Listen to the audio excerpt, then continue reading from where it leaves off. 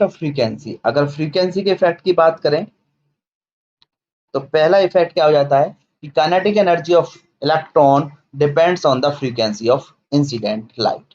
यानी कि भाई देखो, अगर ये कैथोड है और ये आपका एनोड है, कैथोड पर आप इन्हें एक फोटोन दिया, ठीक है, जिसकी फ्रीक्वेंसी क्या है, न्यू है, तो एक इलेक्ट्रॉन इजेक्ट किए करेगा,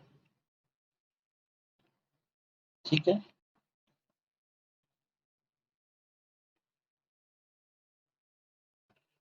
एक इलेक्ट्रॉन आपका इजेक्ट कर गया, चूंकि energy equal to kinetic energy plus work function, और वर्क फंक्शन क्या है आपका, फिक्स है।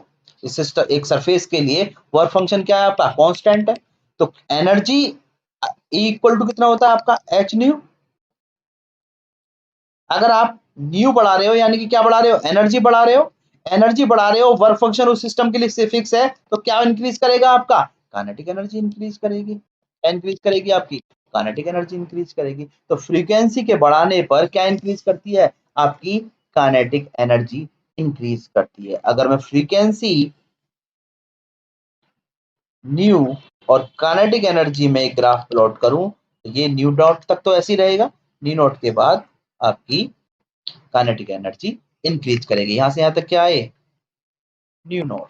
न्यू नॉट तक को इलेक्ट्रॉन इजेक्ट ही नहीं होगा। भाई वर्क फंक्शन क्या है, work function equal to H nu naught.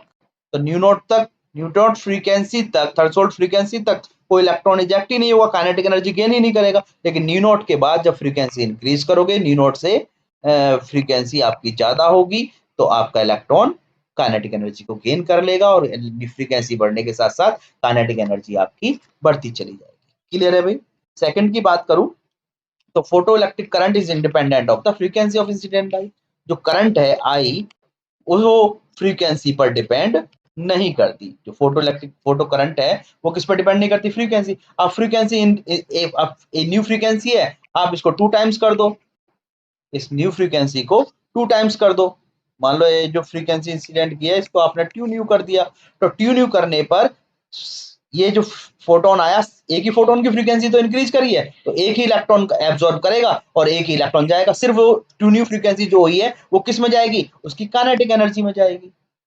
तो ज्यादा इलेक्ट्रॉन कब, करंट कब ज्यादा होगी, जब ज्यादा इलेक्ट्रॉन एमिट होंगे। यहाँ तो एक आप फ्रीक्वेंसी इंक्रीज कर रहे हो तो एक ही फोटोन की तो फ्रीक्वेंसी इंक्रीज हो रही है, और एक फोटोन एक ही इलेक्ट्रॉन को इजेक्ट करेगा, तो उसका करंट पर कोई भी इफेक्ट नहीं पड़ेगा। सिर्फ किस पे इफेक्ट पड़ेगा, काइनेटिक एनर्जी पे।